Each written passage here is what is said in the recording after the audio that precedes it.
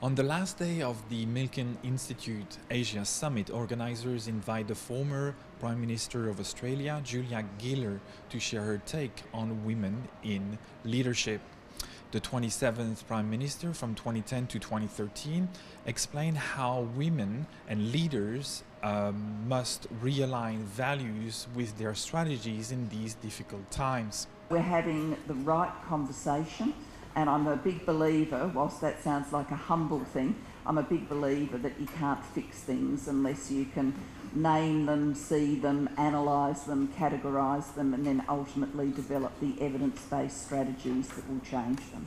The problem with issues about gender equality, however, is that everybody thinks they know. And in gender equality, I think a lot of people of goodwill have thought that they knew, but they've created a lot of programs that are about for women, about changing women, rather than doing the deep analytical work to say what are the structures in our business that are holding women back, and also what are the stereotypes that are holding women back.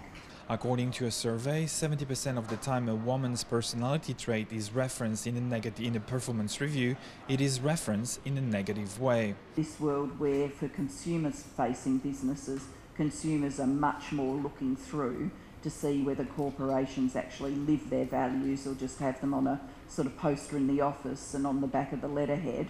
I do think there will be more obvious penalties for businesses that are just paying lip service to equity, diversity and inclusion generally, and particularly to gender equality. So sexism has global manifestations, but the starting point is different in different countries.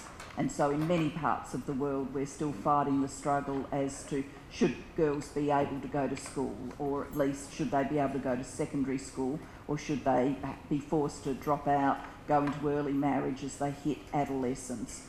Many parts of the world we're fighting for women's rights to be in the workforce, to control their own property, to choose who they're going to marry, to manage their reproductive choices. To the former Australian official, we need to move beyond those pretty faces with better regulations that help improve women's participation in labour so that women can enjoy a fair start from the beginning.